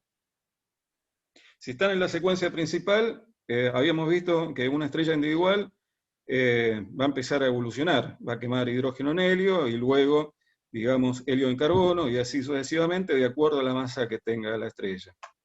Entonces, la estrella más masiva, de acuerdo a la evolución de las estrellas, va a tener que evolucionar más rápido que la estrella menos masiva. El tiempo de vida de una estrella va a depender de la masa. Cuanto más masiva es una estrella, el tiempo de vida va a ser menor. Entonces, como esta estrella tiene más masa, se va a producir una transferencia rápida de masa entre la estrella que evoluciona hacia una gigante roja, cubriendo todo su lóbulo de Roche, en el cual comienza a ceder por el punto de Lagrange L1 material hacia la otra estrella. O sea, esta estrella comienza a incrementar su masa, pero no que viene, digamos, no, todo lo que está afuera ya no está interactuando con la estrella. Digamos, esta estrella solamente va a retener el material que proviene de esta estrella, la que va a evolucionar más rápidamente porque al tener mayor masa que esta. Si fuera al revés, hubiera sido en forma simétrica la situación, ¿no? O sea, como esta es la más como esta tiene mayor masa, evoluciona más rápidamente hacia una gigante roja y que transfiere rápidamente hasta que se produce un equilibrio y comienza a producirse una transferencia más lenta en el pasaje de el material de la gigante roja a esta estrella. Hoy en día, la estrella que que pertenecía a la secuencia principal, se la ve como una, digamos, una subgigante roja, y la estrella de menor masa se la ve como una estrella de la secuencia principal, masiva, en el cual vemos claramente que una de las estrellas cubre todo su lóbulo de Roche. El hecho es que en la evolución, esta estrella no llegó a generar el flash del helio. Y ¿se entiende hasta ahí? Digamos, en definitiva, no hay una pérdida de masa en el sistema. O sea, una estrella dona la masa a la otra estrella, acretando, formándose un disco en torno a la otra estrella, en este caso incrementando la masa de la estrella compañera. O sea, se transforma en una estrella de la secuencia principal a partir de la masa que va acretando esta estrella, hasta llegar a una secuencia principal. La que era menos masiva termina siendo una estrella más masiva, y la que era una estrella masiva termina siendo una estrella menos masiva, cubriendo todo su lóbulo de Roche en una fase de gigante roja. Sí, sí, se entendió, sí, gracias. Rafael, hay un par de preguntas aquí en el chat, pero de repente deseas esperar hasta el final, A ver. o de una vez. No, yo diría, como dijimos que vamos a hacerlo por dos partes, Claro, es dos partes. entonces, digamos, porque la segunda parte hablaríamos más bien de ciertos escenarios de binarias y algunos estudios contemporáneos de las mismas. ¿Qué te parece si entonces, por la hora que se hizo, que van a ser ya casi 2 horas, Ya. porque me parece mejor dejarlo para el siguiente domingo? Ya, Sí, las preguntas, pero continuar con la temática. ya, pero ¿quedas en esta diapositiva entonces? ¿O avanzas? No, esta diapositiva lo que está mostrando es la evolución de estrellas muy masivas. O sea, tenemos una masa de 20 masas solares y una masa de 8 masas solares. Y entonces vemos, digamos, el periodo en días de este sistema, que es de 4,56. Y después en la cantidad de años que le va a demandar para que esta estrella de 20 masas solares frente a una estrella de 8 masas solares, de acuerdo a la evolución estelar, evoluciona más rápidamente esta estrella para cubrir todo su lóbulo de Roche. Y fíjense cómo cambia el tamaño del lóbulo de Roche cuando comienza a disminuir la masa de la misma, y según... o sea, en cada sucesión, de acuerdo al tiempo que le va a demandar, lo que se está viendo es cómo está evolucionando este sistema estelar, este sistema binario compacto, en el cual es una binaria de semicontacto en B, que cubre todo su lóbulo de Roche, y digamos, esta estrella de 20 masas solares empieza a ceder material a la estrella de 8 masas solares hasta quedar 2 estrellas de estas masas y donde se incrementa el periodo, de pasar de 4,56 en todo este tiempo, cuando quedan estas estrellas dentro de sus lóbulos de Roche, el periodo se incrementa a 10,86. Y esta estrella, en el punto D, termina siendo, digamos, explota, o puede llegar a terminar siendo una estrella de helio, y a la vez podría llegar a explotar violentamente como por ejemplo en este caso, en una supernova, quedando como residuo una masa del orden de 2 masas solares, y el resto. Acá sí hay liberación de eyección de material y que se pierde del sistema en el proceso de supernova. Bueno, yo diría por la hora continuar el domingo que viene y establecer mejor desde binarias cerradas para seguir la segunda parte. Bien, entonces queda aquí la primera parte de la charla, y el próximo domingo a la misma hora, 6 de la tarde Perú, 20 horas Argentina, comienza la segunda parte de esta charla. Pero vamos con las últimas preguntas que han dejado. A ver. Bueno, acá Adrián pregunta si va a haber en la charla la formación de las supernovas 1A. Sí. Sí, ya. Sí, eso lo vamos a dejar para la segunda parte, y la importancia de las supernovas tipo 1A. Ya. Acá Carlos dice para 30.000, sí, 30.000 Kelvin, la enana blanca emitiría en el pico de unos 97 nanómetros, según ley de Wien, no sé cómo se pronuncia, o sea, el máximo corresponde a los UV. Claro, sí, radiación ultravioleta, pero como la curva de luz prácticamente en rayos X también emite en forma intensa. Ya. Acá Daniel pregunta 97 nm, creo que es nanómetro, ¿no? Justo en el rango entre UV de alta energía y los RX, rayos X. ¿Verdad? Ya. Sebastián. O sea, hicieron la medición a través de la ley de Bien, el pico, digamos, la longitud de onda que les dio, y estaría dentro de la región próximo a rayos X, ultravioleta lejano. Ya. Luego, Sebastián, bueno, es un comentario. Si extrapolamos el gráfico del movimiento de Sirio A y Sirio B para el año 2020-2021, estaría pasando por su radio vector mayor. Es un comentario. O sea, este año debería estar, ¿sí?, digamos, en el mejor momento para observarlo. Claro. Ya. O sea que desde la Tierra sería el mejor momento, la distancia angular sería óptimo como para que un telescopio lo pueda resolver y observar las dos componentes. Ya. Luego, Adrián dice, ¿hay mareas estelares en estos sistemas? Perdón, no escuché bien la pregunta. Dice, ¿hay mareas estelares en estos sistemas? Bueno, vamos a ver, por ejemplo, el tema de la precesión del disco de acreción en torno a una estrella. O sea, que el tema de, por ejemplo, la Tierra, su movimiento giroscópico, vamos a ver que los discos de acreción pueden llegar a tener efectos de movimiento de precesión. Y además, digamos, las formas, porque si están muy próximas las estrellas van a tender a tener una forma elipsoidal. Y por lo tanto, la curva de luz no va, por ejemplo, si tenemos un sistema de Algol en el cual las estrellas estén próximas y tengan, y digamos, su configuración o la forma tiende a ser ovalada, entonces la curva de luz nos va a indicar justamente la configuración y la forma de las estrellas que están interactuando, que va a depender qué tan próximas están las componentes para poder ver ese tipo de curva de luz de estrellas tipo Algol, por ejemplo. Ya. Luego, Carlos pregunta, ¿qué hay de las novas recurrentes?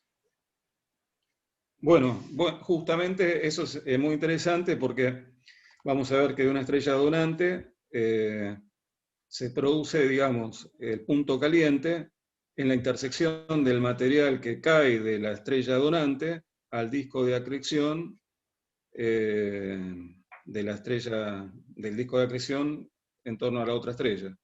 Y que la recurrencia está en que justamente a la temperatura en la cual pueda llegar para que se produzca justamente el efecto de el incremento de la luminosidad por ese choque del material en el disco de acreción. Eso lo vamos a ver claramente el próximo domingo. Bien, y finalmente la última pregunta es, ¿la evolución del periodo se da por conservación del momento angular durante la transferencia? No escuché bien la pregunta. Dice así, ¿la evolución del periodo se da por conservación del momento angular durante la transferencia? El periodo, por ejemplo, en las W Ursa Majoris podría llegarse a dar por, el problema podría llegar a estar dado por el periodo, que es muy pequeña la variación del periodo, por el movimiento de la línea de las ábsides, por un lado, o por justamente intercambio de materia entre los sistemas dados, como para que el periodo, haya una anomalía en el periodo observado de las W Ursa Majoris. Bien, entonces Esas serían todas las preguntas. Vamos, bueno, lo demás son saludos, felicitaciones, vamos a estar en la siguiente charla. Bien, gracias a todos. A ver, antes que comiencen a salir, por favor, Rafael, quisiera mostrar algunas cosas, ¿podrías dejar de compartir un momento, por favor? Sí, yo lo que quería comentar nada más al final Sí, claro. son los cursos sobre astrofísica, ¿no? Es decir, que se da en la Aliada. Que sería interesante a aquellas personas que si tienen interés de hacer un curso básico de astrofísica en la Aliada, pueden anotarse en la página. Ahí están los datos como para que ustedes puedan entrar y también están los contenidos del mismo, donde estos temas, por supuesto, se ven con mayor profundidad y mayor tiempo para poder comprenderlos. Ya, acá están pidiendo información. Bueno, esto está en la página de la Aliada, aliada.net, y en la sección cursos. Ahora se las voy a mostrar, pero de repente, Rafael, ¿podrías dejar tu correo electrónico en el chat para que lo tengan los amigos que deseen algo más de información? Bueno, perfecto. Ahí...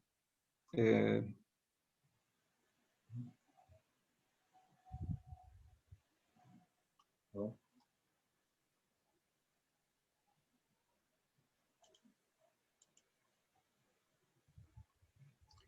¿Cómo era para dejar de compartir? A ver,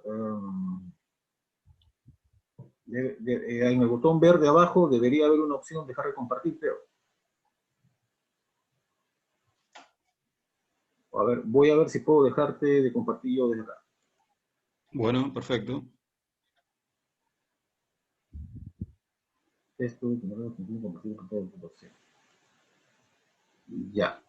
Creo que ya no estás compartiendo. Acá todavía dice, estoy compartiendo la pantalla. Ya. Ahí dejé compartir, ahí toqué, dejé, ahí veo a todos. Ya, entonces voy a compartir yo. Bueno, será esto, pues acá. Y ahora voy al chat para dejar ese dato. Por favor, tu correo electrónico, ¿no? Sí. Bueno, unos avisos finales antes de terminar la charla. Nuestro agradecimiento, como siempre, a la página Rastros de Guerra. Ahí tienen su dirección web, que es una página de historia militar peruana en especial y sudamericana también, donde hay bastante información, fotografías antiguas. Bueno, los aficionados o amantes de la historia pueden encontrar allí mucha información. Rastros de Guerra nos proporciona su plataforma Zoom todas las semanas, así que un agradecimiento a ellos y en especial a nuestro amigo Juan Carlos Flores. Y como ya es tradición en la Aliada, le otorgamos este diploma por la exposición a Rafael Girola y los invitamos a la siguiente charla, que es la próxima semana a la misma hora. Rafael, tu diploma te lo vamos a enviar al correo. De repente unas palabras. Bueno, perfecto. Buenísimo, muchas gracias. Lo que quería comentar es que en la segunda charla entonces vamos a ver un poco con más detalle la taxonomía de las binarias eclipsantes y las binarias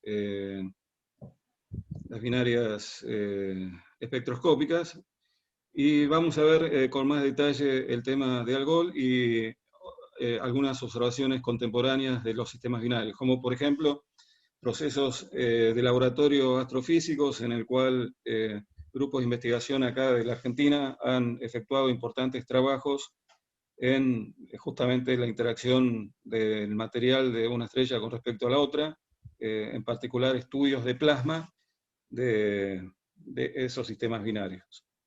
Pero bueno, eso es lo que quería comentar, ¿no?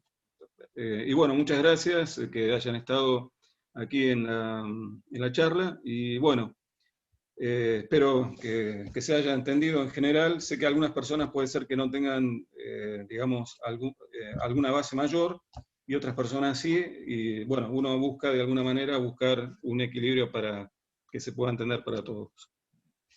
Bien, bueno, gracias Rafael. Y a quienes deseen un certificado de asistencia a esta charla, por favor escribir a este correo, charlas.diada@gmail.com. Recién esta semana he tenido los certificados de las 3 charlas anteriores, las de Javier y la mía, así que mañana vamos a tratar ya de completar, entregarles a todos los diplomas que están atrasados. Bueno, entonces cierro esto de acá y de paso, a ver, ¿me pueden confirmar si se ve la página web de la Aliada? Rafael, ¿se ve la página web de la Aliada? ¿Estoy compartiendo? Todavía no. Ah, se ya. ve. no. Sí, se ve, se ve. ¿Sí se ve? Ah, ya. Bueno, esta es la página de nuestra revista, bueno, la página web de la Aliada, aliada.net, y bueno, me he centrado aquí en la sección de la revista Universo, que ya vamos por el número 64. Y en la página web pueden ustedes encontrar los anteriores números para descarga gratuita. Y acá, bueno, les muestro un poco el contenido de Universo 64, Universo Digital 64, con interesantes artículos y obviamente especialistas o aficionados que deseen colaborar. En la página que les he mostrado están los requisitos, espacio. Bueno, en realidad no hay límite de espacio porque es una revista digital, pero sí hay algunas condiciones pequeñas, ¿no? Como usar un tipo de letra, tamaño de las fotos, esas cosas, ¿no? Así que están todos cordialmente invitados a colaborar a la revista Universo de la Aliada. Y finalmente, esta charla está siendo grabada y en unas horas la vamos a subir en nuestro canal Aliada TV en YouTube, donde, como ustedes pueden ver, están las charlas anteriores.